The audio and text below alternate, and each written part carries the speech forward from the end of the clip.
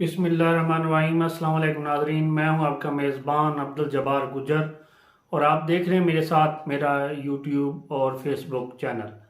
اللہ پاک سے دعا ہے کہ اللہ تعالیٰ آپ کو صحت اور تندرستی والی لمبی زندگی عطا کرے۔ محترم ناظرین، میں نے ایک سلسلہ شروع کیا ہوا ہے، آپ کی جو دلچسپی ہے اس کو مد نظر رکھتے ہوئے سلطنت عثمانیہ کے سلطانوں کے حوالے سے، تو آپ نے اس کو بہت سراہا۔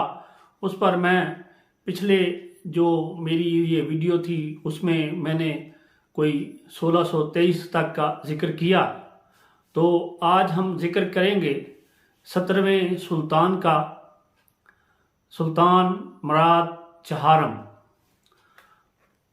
وہ کون تھا، اس نے کیا اقدامات کیے اور اس نے کہاں تک علاقے فتح کیے یا کر سکا یا نہیں کر سکا، اس کے دور میں کن علاقوں تک فوج کی رسائی ہوئی اور کہاں سے شکست ہوئی، اس کی والدہ کا کیا کردار تھا یا اس کے وزرائے اعظم نے کیا کیا۔ یہ موضوعات پر گفتگو کرتے ہوئے آگے بڑھتے ہیں۔ سلطان مراد چہارم 1623 میں اپنے چچا مصطفیٰ کو معزول کر کے خود تخت نشین ہوا۔ اس وقت اس کی عمر صرف 12 سال تھی۔ ملک کا خزانہ خالی تھا، تو مراد چہارم نے سجدے میں گر کر اللہ پاک سے یہ دعا مانگی کہ اللہ تعالیٰ مجھے استقامت دینا کہ میں ملک کا جن لوگوں نے خزانہ لوٹا ہے، مجھے ان کی جائیدادیں بیچ کر اس ملک کے خزانے کو نہ بھرنا پڑا، سلطنت کے خزانے کو، تو میری اس میں مدد فرمانا۔ اس طرح دعا کی اور ہوا بھی ایسے ہی۔ بعد میں کوثم سلطان آپ کی والدہ تھی، شروع میں اسی نے ہی یہ سلطنت کو سنبھالا کیونکہ آپ کم عمری تھی، تو اس وقت پھر کوثم سلطان ایک ذہین، ایک دانشور، ایک اعلیٰ ظرف کی خاتون تھی۔ اس وقت ایران نے ادھر سے علاقے فتح کرنا شروع کر دیے۔ ایشیا کوچک میں بازا پاشا نے بغاوت کر دی اور اس طرح کئی اور صوبے بھی جو بغاوت پر اتر آئے تھے۔ پھر آہستہ آہستہ کوثم سلطان نے، کیونکہ یہ ان کے خزانے خالی تھے، بھوک افلاس اور اسلحہ خانہ خالی تھا، اس طرح کے حالات تھے سلطنت عثمانیہ کے۔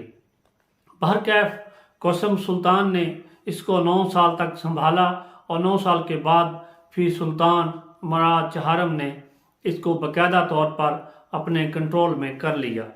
21 سال اس کی اس وقت عمر تھی۔ اس وقت ایران کے بادشاہ جو تھے شاہ عباس، یہ بہت طاقتور ہو چکے تھے، اور بغداد میں جو تھے بکیر آغا، اس نے بغاوت کرتے ہوئے والی جو بغداد تھا اس کو قتل کر دیا اور وہاں پر اس کی اپنی حکومت بنا لی۔ مگر اس کو پھر جلد ہی اندازہ ہو گیا کہ میں یہ حکومت نہیں چلا سکتا۔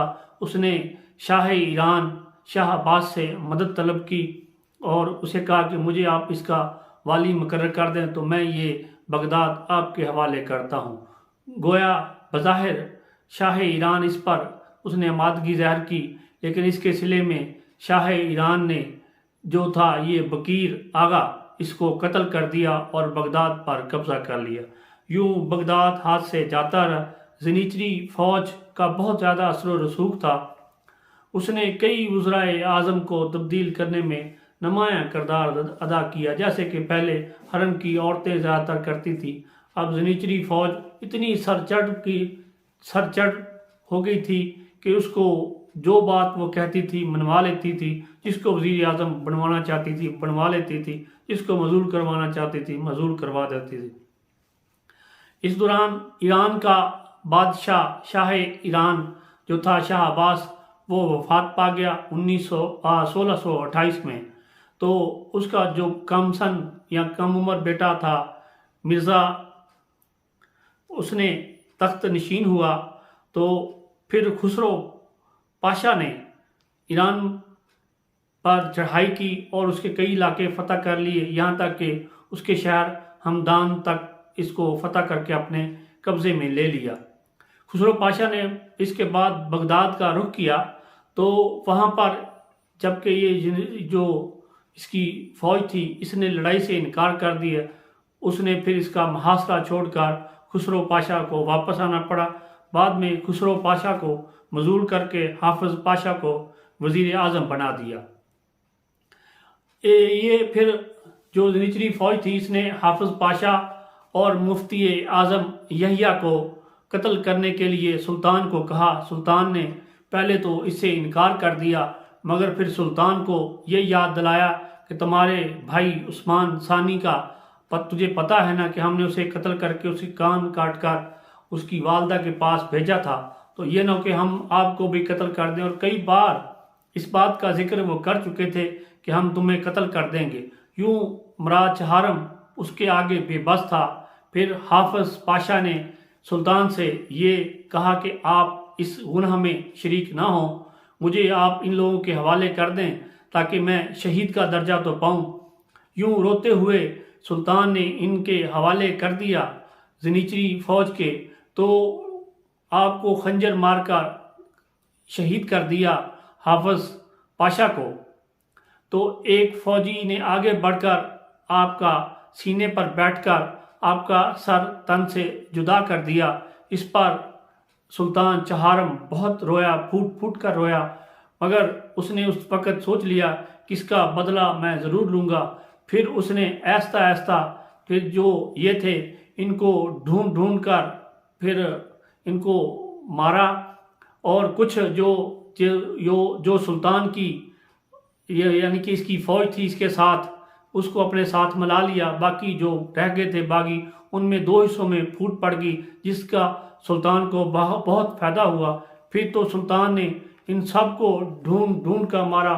اس وقت تو پھر کئی بے گناہ بھی مارے گئے، مگر سلطان ایک بات تھی کہ شراب نوشی، سگریٹ نوشی اور یہ کافی پر پابندی لگا دی، اس کی سزائے موت رکھی۔